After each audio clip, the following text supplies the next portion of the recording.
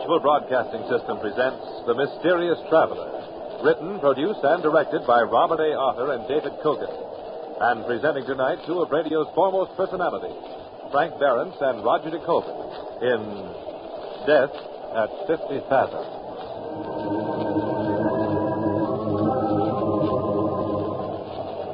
This is The Mysterious Traveler, inviting you to join me on another journey into the realm of the strange and the terrifying. I hope you will enjoy the trip, that it will thrill you a little and chill you a little. So settle back, get a good grip on your nerves, and be comfortable if you can. For tonight, we're going to venture into the dangerous depths of the Atlantic with a group of desperate men caught in a strange dilemma. It's a story I call Death at 50 Fathoms.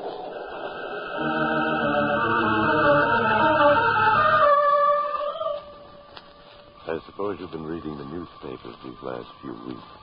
You saw those headlines. Mystery sub sighted off Pacific coast, and traitor vanishes as mystery sub is sighted, and all the others. Well, Joe Briggs read them too, as well as heard the story one evening when he dropped into the corner bar near the radio repair shop he owned. Total damage caused by the fire was close to $1 million. Hi, Joe. What'll it be? Give me a glass of rock beer. Okay, 1 o'clock coming up. American destroyer. Hey, what's that news commentator saying about a mystery sub? Let me listen to that. Official comment has come from the Navy Department. Accept the statement, we are investigating. One rumor insists that the appearance of the mystery sub is connected with former German dictator Adolf Hitler. According to unidentified sources, Hitler is hiding somewhere in South America and being supplied by submarines. However, official circles regard this story as being fantastic. This summary of the last-minute news has been brought to you by Mystery submarines, Hitler hiding in South America. What'll they think of next? Yeah, it's screwy, all right. But I could tell you a story that's even screwier. Huh?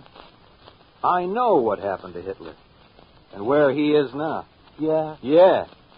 I thought the Russians found his body when they captured Berlin. Well, maybe they found a body, but it wasn't his. Whose was it? A double. Hitler did try to get away by submarine, see? And this...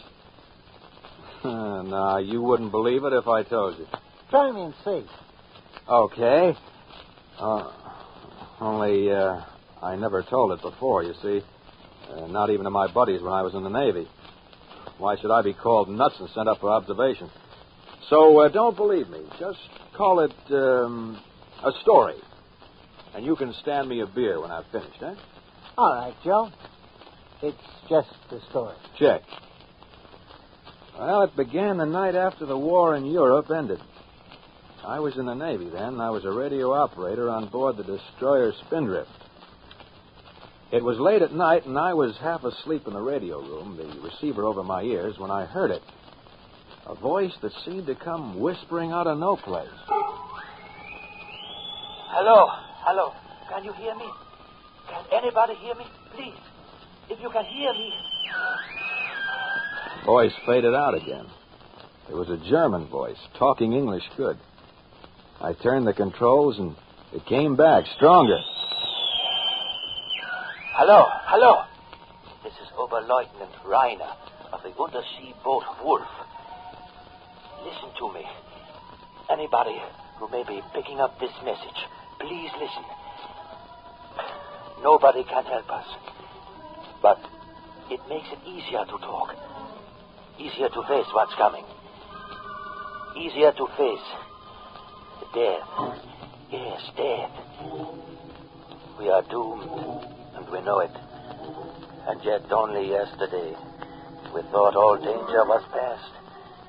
Yes, just yesterday afternoon, as we were cruising on the surface, recharging our batteries, we thought our mission was as good as accomplished. Captain Metz was on the bridge with our very special passenger, who called himself Schmidt. So, of course, we all knew who he was. A beautiful day, Captain. Particularly gratifying after our long submersion. Yes, Your Excellency. Pardon me, Herr Schmidt. You must not take the slightest risk as long as I am aboard, Captain Metz. We have lost, but I shall yet win. You hear? I shall win. Oh, it would be disloyal of me to believe anything else, Herr Schmidt. In South America, I will make my plans. The world will think me dead. Instead, I will be hidden, where I can direct our rebirth. Quite so, Your Excellency. Pardon me, the lookout has sighted something. Ach, yeah, there's a lifeboat drifting 3 points off our starboard bow. Pitching and tossing on the gray waves of the Atlantic ahead of us was a lifeboat, crowded with gaunt-faced men who watched with hostile eyes as we came alongside. A dozen yards away, Captain Metz ordered the engine stopped. And then, as our illustrious passenger looked on with his cloak concealing his face, Captain Metz questioned the men in the lifeboat. You in the lifeboat. Who's in charge? I am, blast your eyes. What's your name? What ship? What cargo did you carry? What port were you cleared for? Captain Walter McCaffrey of the mountain. We were a relief ship carrying food and medical supplies when one of your murdering dogs torpedoed us. That's enough, Captain Jackson. You may pull away now.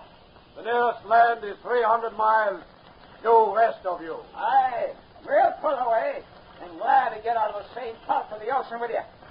Well, men, let's get where we can breathe air not contaminated by these scum. And then, just as the lifeboat started to pull away, the wind whipped aside our passenger's cloak, and in the lifeboat, Captain Mackenzie, a burly giant of a man, recognized him. Men, stop! Look, there on the conning tower. You see that slinking rat trying to hide his face? Do you know who that is? Hey, take a good look at him. It's the master murderer himself. The archdevil who really gave the order to send our comrades to the bottom. Hey, look at him there, with his toothbrush mustache, trying to hide from us. I fear you have been recognized, Herr Schmidt. Stop them. They must die, all of them. Turn your guns on them. That is against international law, Herr Schmidt. I order you to destroy that boat, Captain. No one can be allowed to live to report having seen me. Very well. Forward gun. Ready to fire. Forward gun. Ready to fire. Give them 2 rounds. Forward gun. Fire. Forward gun. Fire! You murdering dogs. So you're going to slaughter us too, are you? You there on the conning tower. Listen to me.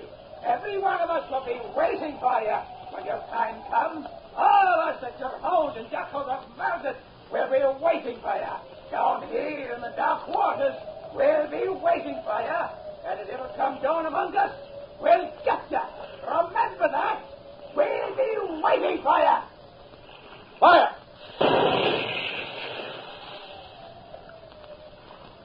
They are gone. Yeah, directly. There will be no eyewitness to tell of seeing you aboard a submarine in these waters, Herr Schmidt. The world must never guess I have left Germany. The whole future of the fatherland depends. What is that? That sound? Bombers, patrol bombers coming this way. Get below at once. We're going down.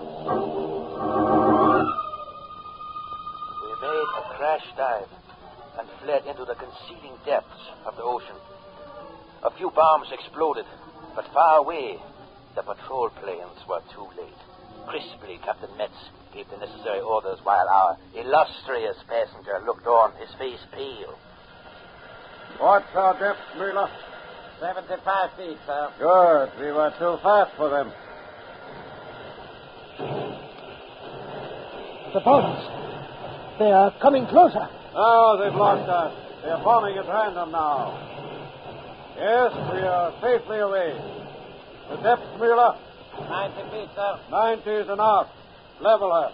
Level her, sir. We'll set our course at 180. Level her, I said. We're still diving. The leveling planes, they won't respond, sir. What? They're jammed or the operating motors have broken down. We are done it. The bombs have come in. Nonsense. There wasn't a bomb close enough to break an egg. Miller, our depth. 120 feet, sir. Lieutenant Heiner, order half speed ahead. Half speed ahead. Lift to hand operation of the diving plane. Hand operation of the diving plane, sir. Now, level her. Level here, sir. Well, what's the matter? Captain, the operating beam won't turn. It won't turn? The planes must be jammed, sir. They're still diving. Captain Metz, I demand that you rise to the surface. There is something wrong, and my safety must not be in danger. Silence! I am captain of this vessel. I'm giving the orders. All right. While leveling planes are jammed, we'll surface and clear them. Miller, depth. 150 feet, sir. Stop the engine. Stop the engine. Blow the forward ballast tank. Blow the forward ballast tank.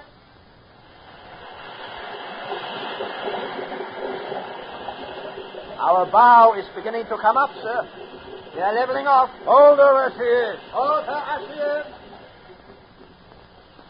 Miller, how fast are we going up? Not rising at all, sir. What? Not rising. We must be. We are still diving. 20 feet a minute. According to the gauges, we are light, not heavy. We can't still be diving. Captain, I order you to take me to the surface immediately. Do you hear? I am just as interested as you in reaching the surface, Herr Smith. Blow the main ballast tank. Blow the main ballast tank.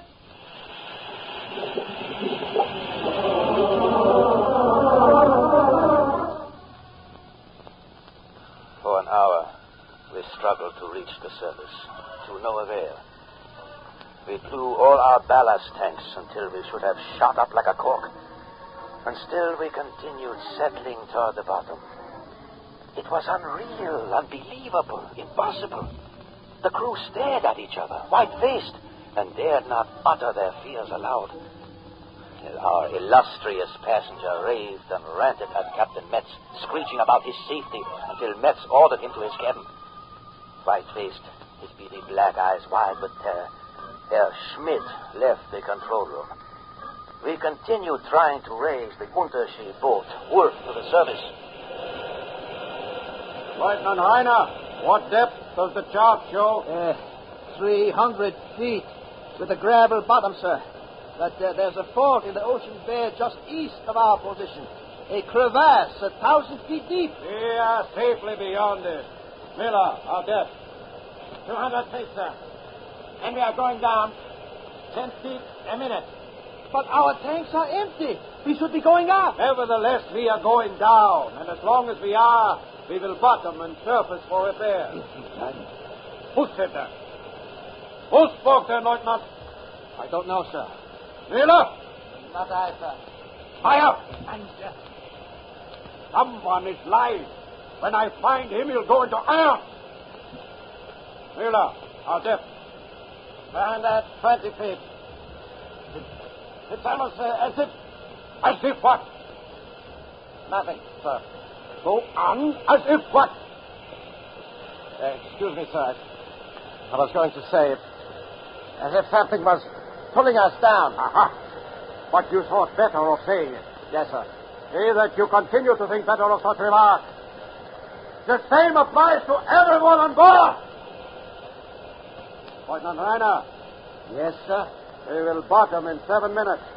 Prepare to make an inspection of the ship when we do.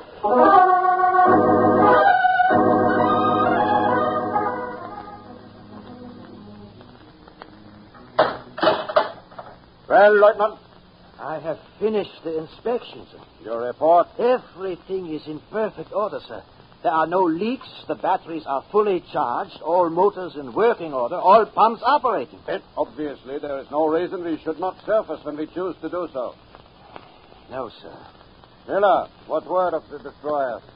I have heard no propeller sound for 2 hours, sir. Then we will surface. Blow the auxiliary tanks. Blow the auxiliary tank, sir.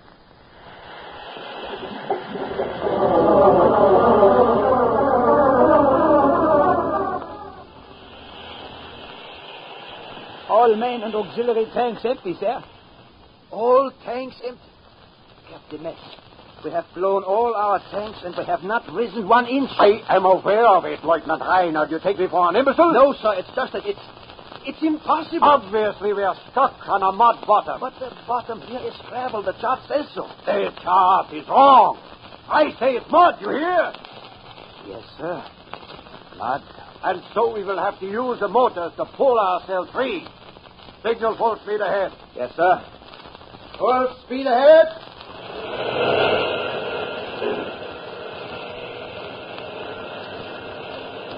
We're not moving. What is it? Why have the fools cut off the motor? Excuse me, sir. The engine room is reporting. I suppose the idiots have burned out the motor. No, sir. They say the propeller is fouled. How can it be fouled? It's impossible for it to become fouled on this bottom. Yes, sir. They say it's not entirely fouled. It will turn, but only very slowly.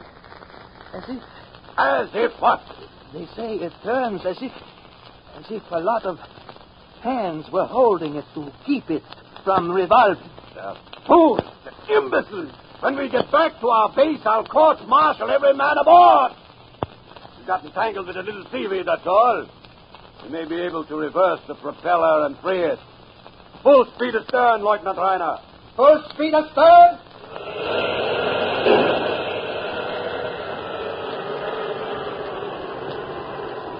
Well, now what? The engine room reports the propeller still fouled, sir. It turns, but as if something was holding it back. And to think that I, Ludwig von Metz, thought I had the finest submarine crew in the world. A pack of muley infants. Captain Metz! Metz! Oh, Herr Schmidt, I trust you've not been worried. Everything is quite under control. Captain Metz, in my cabin I have been hearing sounds. Sound, Your Excellency. What sound? From outside the submarine. Scratching sounds, tappings on the hull. They go on and on and on. They sound, Captain. They sound like someone trying to get into the submarine. After me. Silence! Your Excellency, you have heard nothing except pebbles being swept against our hull by the current, that is all. I tell you, it sounds like hands rapping and tapping on our hull trying to get in. Captain, surface at once, do you hear? I order you to surface at once. I am about to do so. Now, with all due respect, may I suggest you return to your cabin. Your presence here may impede our efforts. Very well. But see that you take me to the surface at once. Have no fear. Lieutenant Reiner, perhaps you will assist Herr Schmidt to his cabin. Yes, sir. Certainly. If I may hold the door for your Excellency.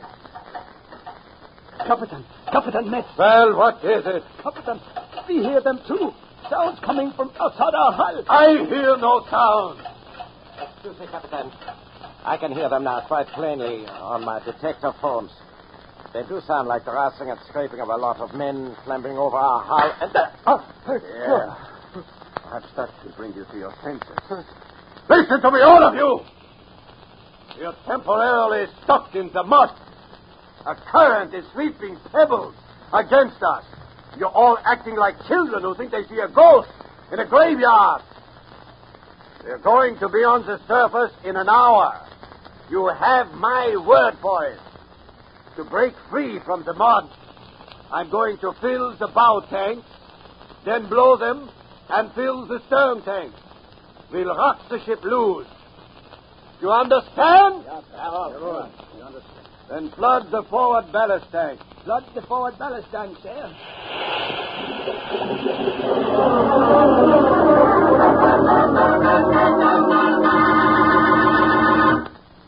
Captain Metz. Yeah, Herr Lieutenant. The pumps are operating again.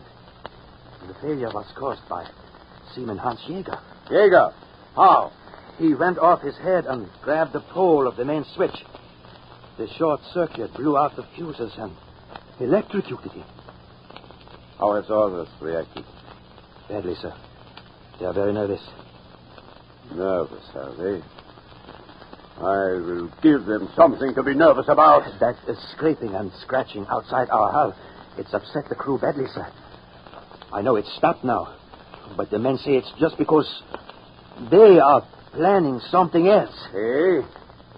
Who do you mean, they? The crew says that there are hundreds of men in the water outside trying to get in at us. Dead men, sir.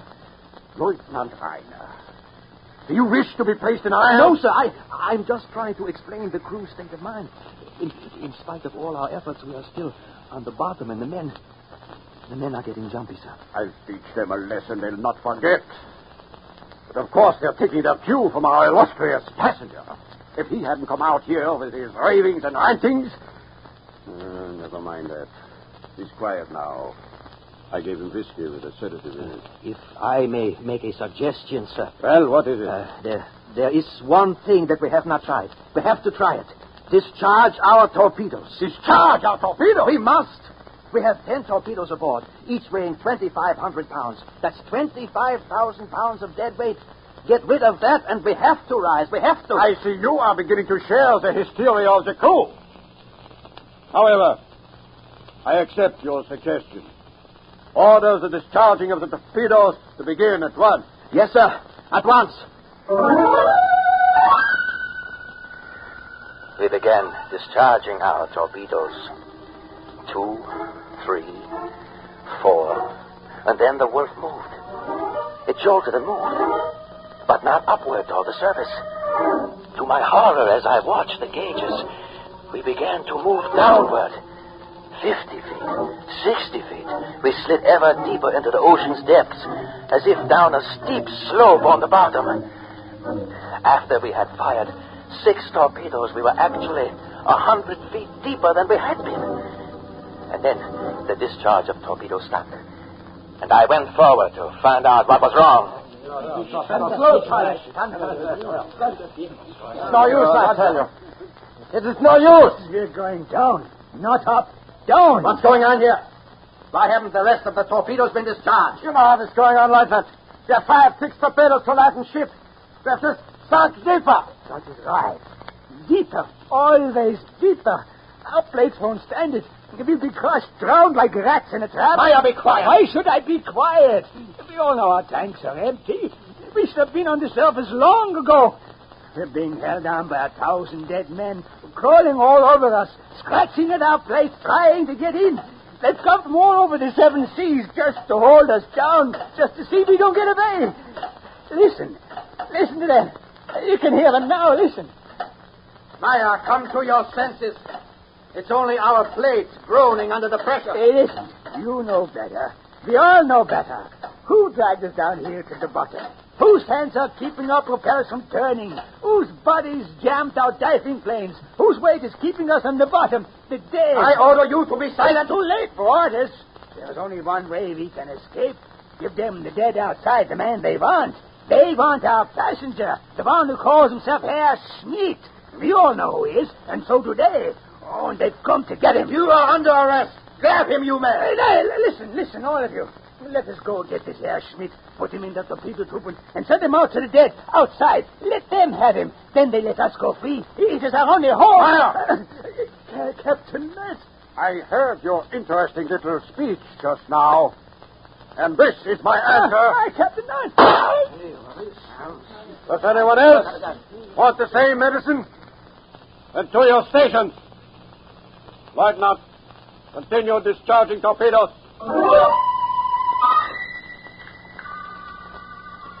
That was many hours ago. We discharged all our torpedoes. And we are still on the bottom. Every few minutes we slip a little deeper down a slope that is bringing us ever closer to the 1,000-foot chasm in the ocean bed. The crew truly believes that we are being dragged toward it by thousands of dead men who have gathered outside, drawn here by their hatred for our passenger, a hatred so great even death cannot quench it. Perhaps they are right. Certainly Herr Schmidt believes it himself. He is in the next cabin. Captain Metz has locked him in. Perhaps if I hold this microphone close to the bulkhead, you can hear him. Captain Metz, do something. I order you to do something. They're outside. They're clawing at the hull to get at me. Captain, save me. I order you to. You can't let me die, Captain. Captain, Chris. That is enough. He makes an unlovely spectacle. Our illustrious passenger as death approaches. Though no one can save us, there is comfort in knowing that somewhere, some human ear is hearing me. Another lurch, then. We must be on the very edge of the crevasse.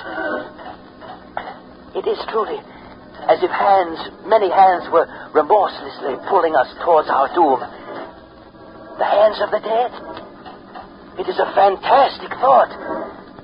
And yet, when one is hated as our passenger is hated, by hundreds of millions of the living and tens of millions of the slain, who can tell?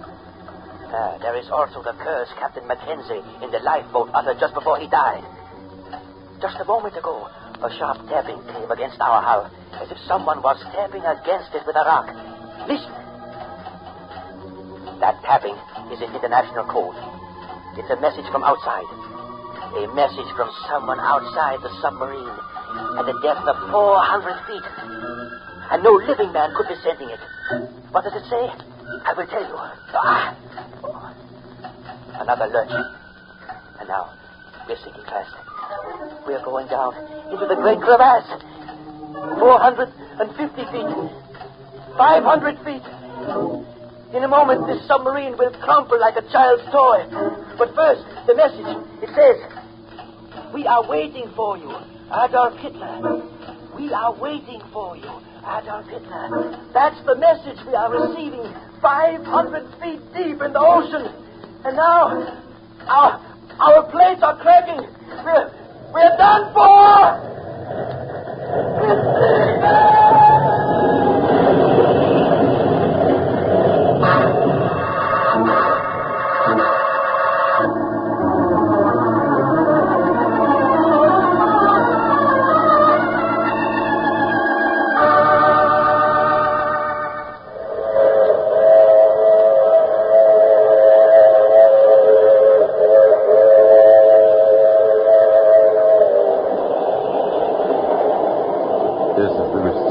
Traveler again. Was Joe Briggs just spinning a sailor's yarn? Well, he no longer insists it's true. He just asks us to consider it a story and nothing more.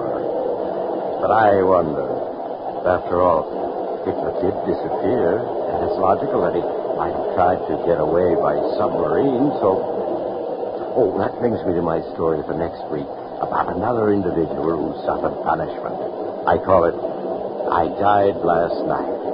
It's about a man who woke up to find out that he was dead and that nobody would... Oh, but you have to get off here. I'm sorry.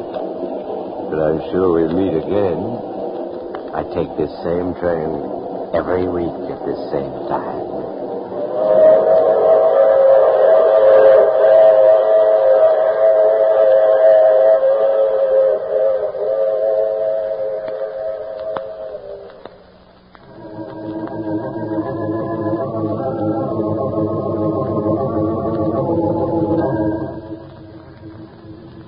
You have just heard The Mysterious Traveler, which is played by Maurice Tarplin. In the cast were Frank Behrens, Roger De Koven, Robert Dryden, and Ronald Dawson. Original music is composed and played by Al Finelli. This is Bob Emmerich speaking. This is the Mutual Broadcasting System.